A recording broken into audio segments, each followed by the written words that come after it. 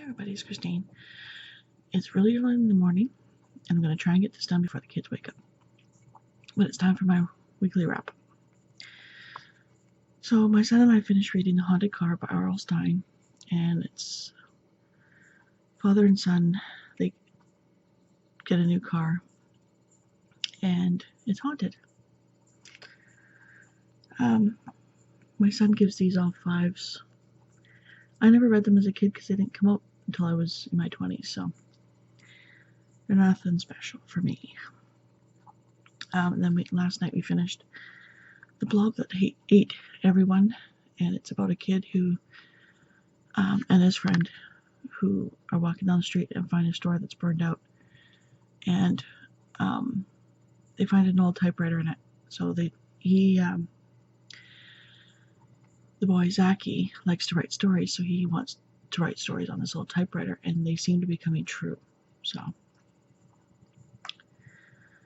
I finished, actually I only read one book this week, but it was Robin Hobb's Assassin's Apprentice.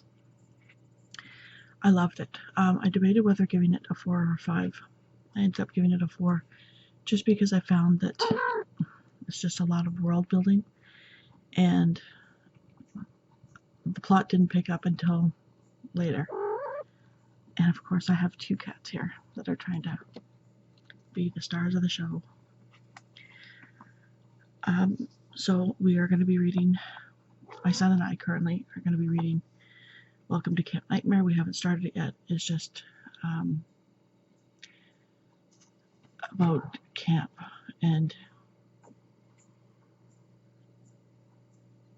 just a kid at camp. So far that's what I've gotten from it.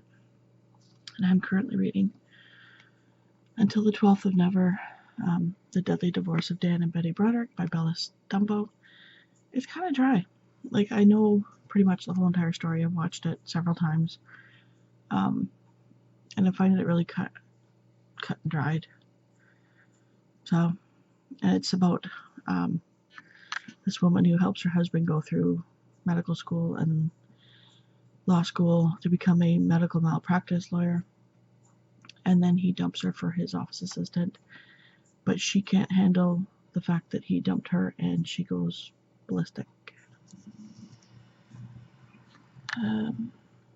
So if I finish that, which I probably will, when I finish that, I'm going to go on to B is for Burglar by Sue Grafton. It's book 2 in the Kizzie Milhome mystery series.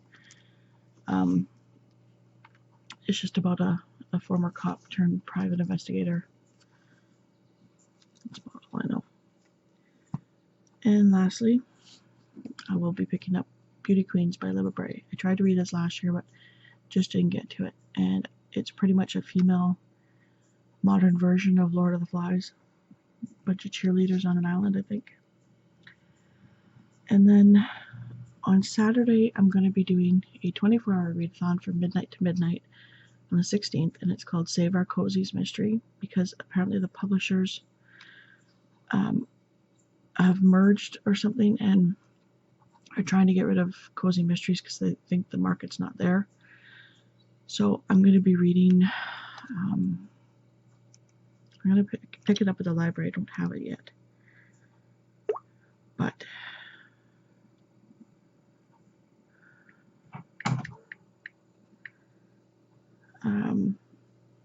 can't remember her last name. But it's a, where is it?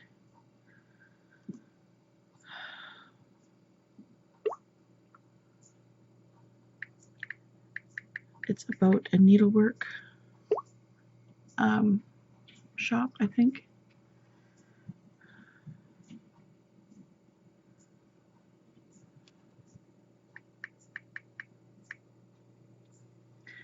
Thread something, Dire Threads, a Threadville Mystery, book 1. And then if I get to it, see if I can bring it up. It's kind of hard to see, but. And then book 2 is Night of the Living. Oh no, sorry, that's book 4. Threaded for Trouble, Threadville Mystery. So those 2 books I'm going to be reading on the 16th for the readathon, and I'll post all the links below because there's a Goodreads group that you should join. Yeah, so that's it. Not much else. I know everybody loves to see the kitty cats, and he doesn't really want to move, but let's see if I can get him. Come on, puller. There we go. Here's my puller. Hey? Oh, he's my baby. He's actually 7 weeks older than my daughter, so lay down, lay down. There, there.